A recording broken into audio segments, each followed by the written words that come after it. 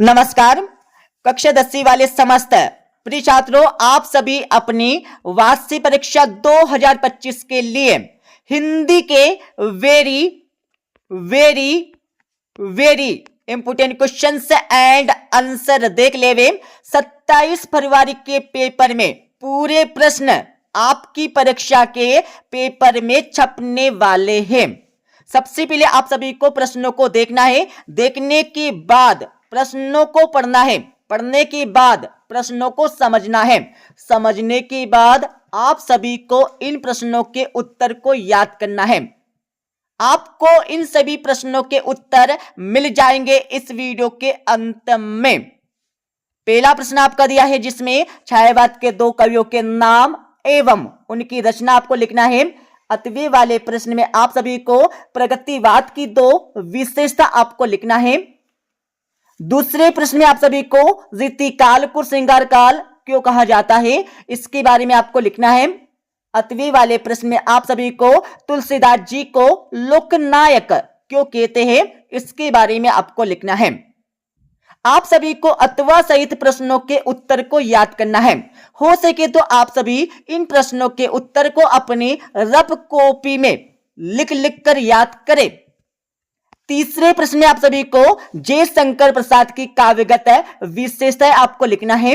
अतवे वाले प्रश्न में आप सभी को छायावादी काव्य की प्रमुख दो विशेषताएं आपको लिखना है।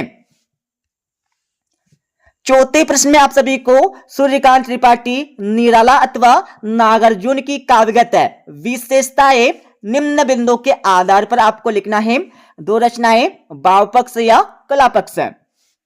पांचवें प्रश्न में आप सभी को जयशंकर प्रसाद अथवा सूर्यकांत त्रिपाठी, निराला की काव्यगत विशेषताएं निम्न बिंदु के आधार पर आपको लिखना है। दो रचनाएं भाव पक्ष या कला पक्ष। छठे प्रश्न में आप सभी को मर्यादा न लय के माध्यम से कौन सी मर्यादा न रहने की बात की जा रही है, इसके बारे में आपको लिखना है। और अतवे वाले प्रश्न में आप सभी को कवि जयशंकर प्रसाद आत्मकथा लिखने से क्यों बचना चाहते थे, इसके बारे में आपको लिखना है। सातवें क्वेश्चन में आप सभी को स्मृति को पाते बनाने से कवि प्रसाद जी का क्या आशय है, इसके बारे में आपको लिखना है। अतवे वाले प्रश्न में आप सभी को उत्साह कविता में बादल किन किन अर्थों की ओर संकेत करता है, इसके बारे में आपको लिखना है। आठवें क्वेश्चन में आप सभी को कवि की आंख फागुन की सुंदरता से क्यों नहीं हट रही है, इसके बारे में आपको लिखना है। और अतवे वाले प्रश्न में आप सभी को बच्चे की दंतोरित मुस्कान का कवि नागार्जुन के मन पर क्या प्रभाव पड़ता है, इसके बारे में आपको बताकर लिखना है। नौवें प्रश्न में आप सभी को विवाह किसे कहते हैं या कितने प्रकार के होते हैं, इसके बारे में आपको लिखना है। और अतवे वाले प्रश्न में आप सभी को अन्योक्ति अलंकार की परिभाषा उदाहरण सहित आपको लिखना है। 10वें क्वेश्चन में आप सभी को महाकाव्य एवं खंडिकाओं में प्रमुख दो अंतर बताकर आपको लिखना है। अतवे वाले प्रश्न में आप सभी को विभाव और अनुभाव में प्रमुख दो अंतर बताकर आपको लिखना है। 11वें क्वेश्चन में आप सभी को आख्यानक गीतियां किसे कहते हैं, उदाहरण देकर आपको लिखना है। अतवे वाले प्रश्न में आप सभी को अनुप्रास अलंकार की परिभाषा उदाहरण सहित या उदाहरण देकर आपको लिखना है। 12वें प्रश्न में आप सभी को प्रबंध काव्य और मुक्तक काव्य में प्रमुख दो अंतर बताकर आपको लिखना है। अतवे वाले प्रश्न में आप सभी को रस किसे कहते हैं। आचार्य जगन्नाथ के अनुसार रस की परिभाषा आपको लिखना है। 13वें क्वेश्चन में आप सभी को स्वयं प्रकाश अथवा मनोभंडारी की साहित्यिक विशेषताएं निम्नलिखित बिंदुओं के आधार पर आपको लिखना है। दो रचनाएं भाषा शैली। 14वें क्वेश्चन में आप सभी को यशपाल अथवा मुंशी प्रेमचंद की साहित्यिक विशेषताएं निम्नलिखित बिंदुओं के आधार पर आपको लिखना है। दो रचनाएं भाषा शैली। जल्दी से आप सभी इस वीडियो को आपके सभी दोस्तों के साथ शेयर कर देवे। शेयर करने के बाद आपको इस वीडियो को लाइक कर देना है। 15वां क्वेश्चन आपका दिया जिसमें आत्मकथा और जीवनी में प्रमुख दो अंतर बताकर आपको लिखना है। 8वीं वाले क्वेश्चन में आप सभी को रेखा चित्र और संस्मरण में प्रमुख दो अंतर बताकर आपको लिखना है। 16वें क्वेश्चन में आप सभी को सेनानी ना होते हुए भी चश्मे वाले को लोग कैप्टन क्यों कहते थे, इसके बारे में आपको लिखना है। 8वीं वाले क्वेश्चन में आप सभी को मूर्ति पर लगा सरकंडे का चश्मा क्या उम्मीद जगाता है, इसके बारे में आपको लिखना है। 17वें क्वेश्चन में आप सभी को शहनाई की दुनिया में डुमराव को क्यों याद किया जाता है, इसके बारे में आपको लिखना है। और 8वीं वाले क्वेश्चन में आप सभी को शहनाई को सुशीर वाद्यों में शाह की उपाधि क्यों दी गई है, इसके बारे में आपको लिखना है। 18वें क्वेश्चन में आप सभी को भगत ने अपने बेटे की मृत्यु पर अपनी भावनाएं किस तरह व्यक्त की, इसके बारे में आपको लिखना है। 8वीं वाले क्वेश्चन में आप सभी को संस्कृत मानव और सभ्य मानव में क्या अंतर होता है, आपको अंतर यहाँ पर लिखना है। 19वें क्वेश्चन में आप सभी को अभिधा शब्द शक्ति की परिभाषा उदाहरण देकर आपको लिखना है। 8वीं वाले क्वेश्चन में आप सभी को शब्द शक्ति किसे कहते हैं, इनके प्रकार आपको लिखना है। 20वें क्वेश्चन में आप सभी को मुहावरे और लोकोक्ति में प्रमुख दो अंतर बताकर आपको लिखना है। 8वीं वाले क्वेश्चन में आप सभी को प्रसाद गुण की परिभाषा उदाहरण सहित आपको लिखना है। 21वें क्वेश्चन में आप सभी को क्रिया विशेषण किसे कहते हैं, क्रिया विशेषण के प्रमुख भेद आपको लिखना है। 8वीं वाले क्वेश्चन में आपको माधुर्य गुण किसे कहते हैं, उदाहरण सहित आपको लिखना है। 22वें क्वेश्चन में आप सभी को भोलानाथ अपने साथियों को देखकर सिसकना क्यों भूल जाता है, इसके बारे में आपको लिखना है। और 8वीं वाले क्वेश्चन में आप सभी को बच्चे माता पिता के प्रति अपने प्रेम को कैसे अभिव्यक्त करते हैं, इसके बारे में आपको लिखना है। 23वें क्वेश्चन में आप सभी को लॉन्ग स्टॉक में घूमते हुए चक्र को देखकर लेखिका को पूरे भारत की आत्मा एक ही क्यों दिखाई दी, इसके बारे में आपको लिखना है।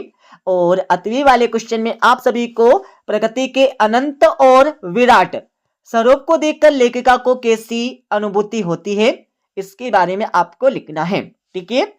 24वें क्वेश्चन में आप सभी को निम्नलिखित पद्यांश की सप्रसंग सहित वाक्य करके आपको लिखना है। ठीक है, आपको पद्यांश यहाँ पर दिया है, पद्यांश को आपको पढ़ना है। पढ़ने के बाद आपको इसमें संदर्भ सबसे पहले लिखना होगा, उसके बाद प्रसंग यहाँ पर लिखना है, प्रसंग के बाद वाक्य करके आपको लिखना है। तो सभी के उत्तर आपको बताएंगे इस वीडियो के अंत में। 8वीं वाले क्वेश्चन में भी आपको संदर्भ प्रसंग वाक्य करके लिखना है।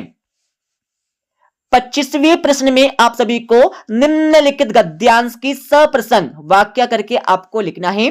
तो सबसे पहले तो आपको गद्यांश को पढ़ना है, पढ़ने के बाद इसमें संदर्भ सबसे पहले आपको परीक्षा में लिखना होगा, प्रसंग आपको लिखना होगा, प्रसंग के बाद वाक्य करके आपको लिखना है। ठीक है, तो इनके उत्तर भी आपको बता देंगे इस वीडियो के अंत में।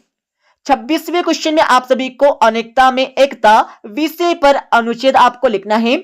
8वीं वाले क्वेश्चन में आप सभी को विद्यार्थी जीवन का लक्ष्य विषय पर अनुच्छेद आपको लिखना है। 27वें क्वेश्चन में आप सभी को एक आदर्श विज्ञापन की कोई 3 विशेषताएं आपको लिखना है। 8वीं वाले क्वेश्चन में आप सभी को महंगाई की समस्या पर पिता और पुत्र के मध्य संवाद बातचीत आपको लिखना है। 28वें क्वेश्चन में आप सभी को दो मित्रों के बीच वार्षिक परीक्षा को लेकर संवाद आपको लिखना है। 8वीं वाले क्वेश्चन में आप सभी को मोबाइल से लाभ हानि पर पिता और पुत्र के मध्य संवाद बातचीत आपको लिखना है। 29वें क्वेश्चन में आप सभी को स्थानांतरण प्रमाण पत्र प्राप्त करने हेतु अपने विद्यालय के प्राचार्य जी को प्रार्थना पत्र आपको लिखना है। 8वीं वाले क्वेश्चन में आप सभी को सचिव माध्यमिक शिक्षा मंडल भोपाल को अंक सूची की द्वितीय प्रति भेजने के लिए आवेदन पत्र आपको लिखना है। 30वें क्वेश्चन में आप सभी को नगर पालिका अध्यक्ष को मोहल्ले की नियमित सफाई के संबंध में आवेदन पत्र आपको लिखना है। 8वीं वाले क्वेश्चन में आप सभी को परीक्षा में प्रथम स्थान प्राप्त करने पर अपने मित्र को एक बधाई पत्र आपको लिखना है। ठीक है। 31 वाले क्वेश्चन में आप सभी को विद्यालय के प्राचार्य को साला शुल्क से मुक्ति हेतु आवेदन पत्र आपको लिखना है। 8वीं वाले क्वेश्चन में आप सभी को अपने मित्र को जन्मदिन की बधाई देते हुए पत्र आपको लिखना है। 32 वाले क्वेश्चन में आप सभी को निम्नलिखित में से किसी एक विषय पर रूपरेखा सहित आपको निबंध लिखना है। तो आप सभी विद्यार्थी जीवन में खेलों का महत्व, विद्यार्थी जीवन में अनुशासन का महत्व, विज्ञान वरदान या अभिशाप, तीनों निबंध को अपनी किताब से देखकर समझकर पढ़ लेवे। अब मैं आप सभी को सभी प्रश्नों के उत्तर को बता देता हूं स्टेप बाय स्टेप। उससे पहले आप सभी इस वीडियो को आपके सभी दोस्तों के साथ शेयर कर देवे। शेयर करने के बाद आपको इस वीडियो को लाइक कर देना है। अब आप सभी यहां से सभी प्रश्नों के उत्तर को देख लेवे। तो ये आपका पहले प्रश्न का उत्तर दिया है, छायावाद के दो कवियों के नाम एवं उनकी रचनाएं आपको लिखना होगा इस प्रकार से। 8वीं वाले प्रश्न का उत्तर आपको दिया है, प्रगतिवाद की दो विशेषताएं आपको लिखना होगा इस प्रकार से। दूसरे क्वेश्चन का उत्तर आपको दिया है, रीतिकाल को श्रृंगार काल क्यों कहा जाता है, इसके बारे में आपको लिखना है इसी प्रकार से। और 8वीं वाले प्रश्न का उत्तर आपको दिया है, तुलसीदास जी को लोकनायक क्यों कहते हैं, इनके बारे में आपको लिखना है। और तीसरे क्वेश्चन का उत्तर आपको दिया है, जयशंकर प्रसाद की काव्यगत विशेषताएं आपको लिखना होगा इस प्रकार से। 8वीं वाले प्रश्न का उत्तर आपको दिया है, छायावादी काव्य की प्रमुख दो विशेषता आपको लिखना है। चौथे क्वेश्चन का उत्तर आपको दिया है, सूर्यकांत त्रिपाठी निराला जी की दो रचनाएं भावपक्ष या कलापक्ष आपको लिखना है इस प्रकार से। 8वीं वाले प्रश्न का उत्तर आपको दिया है, नागार्जुन की दो रचनाएं भावपक्ष आपको इस प्रकार से लिखना है परीक्षा में। और 5वें क्वेश्चन का आंसर आपको दिया, जिसमें जयशंकर प्रसाद जी की दो रचनाएं भावपक्ष और कलापक्ष आपको इस प्रकार से लिखना है। 6ठे प्रश्न का उत्तर आपको दिया है, मर्यादा न लय के माध्यम से कौन सी मर्यादा न रहने की बात की जा रही है, इसके बारे में आपको लिखना है। और 8वीं वाले प्रश्न का उत्तर आपको दिया है, कवि जयशंकर प्रसाद आत्मकथा लिखने से क्यों बचना चाहते हैं, इनके बारे में आपको लिखना है। और 7वें क्वेश्चन का उत्तर आपको दिया है पूरा ऊपर से लेकर नीचे तक, ठीक है। और 8वें क्वेश्चन का उत्तर आपको दिया है। 8वीं के बाद 9वें क्वेश्चन में आप सभी को विवाह किसे कहते हैं या कितने प्रकार के होते हैं, उनके बारे में आपको लिखना है। 8वीं वाले प्रश्न का उत्तर आपको दिया है, अनुयुक्ति अलंकार की परिभाषा उदाहरण सहित आपको लिखना होगा इस प्रकार से। 10वें क्वेश्चन का उत्तर आपको दिया है, महाकाव्य एवं खंडिकाओं में अंतर आपको लिखना होगा इस प्रकार से। और 8वीं वाले प्रश्न का उत्तर आपको दिया, जिसमें विवाह और अनुभाव में अंतर बताकर आपको लिखना होगा। और 11वें क्वेश्चन का आंसर आपको दिया है, आख्यानक गीतिया किसे कहते हैं, उदाहरण सहित आपको लिखना होगा। और 8वीं वाले क्वेश्चन का आंसर दिया है, अनुप्रास अलंकार की परिभाषा उदाहरण सहित आपको लिखना होगा। 12वें क्वेश्चन का आंसर आपको दिया है, प्रबंध काव्य और मुक्तक काव्य में आपको अंतर यहां पर लिखना है। 8वें में आप सभी को रस किसे कहते हैं, आचार्य जगन्नाथ के अनुसार आपको रस की परिभाषा लिखना होगा इस प्रकार से। 13वें क्वेश्चन का आंसर आपको दिया है, स्वयं प्रकाश जी की दो रचनाएं भाषा शैली आपको लिखना होगा। और 8वें वाले क्वेश्चन का आंसर दिया है, मनु भंडारी जी की दो रचनाएं भाषा शैली आपको लिखना होगा। 14वें क्वेश्चन का आंसर दिया है, यशपाल जी की दो रचनाएं भाषा शैली आपको लिखना होगा। 8वीं वाले प्रश्न का उत्तर आपको दिया है, मुंशी प्रेमचंद जी की दो रचनाएं भाषा शैली आपको लिखना होगा। 15वें क्वेश्चन का आंसर आपको दिया है, जिसमें आत्मकथा और जीवनी में आपको अंतर बताकर लिखना है इसी प्रकार से। और 8वीं वाले प्रश्न का उत्तर आपको दिया है, जिसमें संस्मरण और रेखाचित्र में आपको अंतर बताकर लिखना होगा। तो आप सभी को कम से कम 3 अंतर याद कर लेना है। 16वें क्वेश्चन का आंसर आपको दिया है, सेनानी ना होते हुए भी चश्मे वाले को लोग कैप्टन क्यों कहते थे, इसके बारे में आपको लिखना है। 8वें में आप सभी को मूर्ति पर लगा सरकंडे का चश्मा क्या उम्मीद जगाता है, इसके बारे में आपको लिखना है। 17वें क्वेश्चन में आप सभी को शहनाई की दुनिया में डुमराव को क्यों याद किया जाता है, इसके बारे में आपको इस प्रकार से लिखना है। 8वीं वाले प्रश्न का उत्तर आपको दिया है शहनाई को सुशीर वाद्यों में शाह की उपाधि क्यों दी गई है। ठीक है, इसका उत्तर आपको दिया है। 18वें क्वेश्चन का उत्तर आपको दिया है पलडेवे। 19वें क्वेश्चन का उत्तर आपको दिया है अभिदा शब्द शक्ति की परिभाषा लिखना है उदाहरण सहित। और 8वें में आपको शब्द शक्ति किसे कहते हैं, इसके प्रकार आपको लिखना है इस प्रकार से।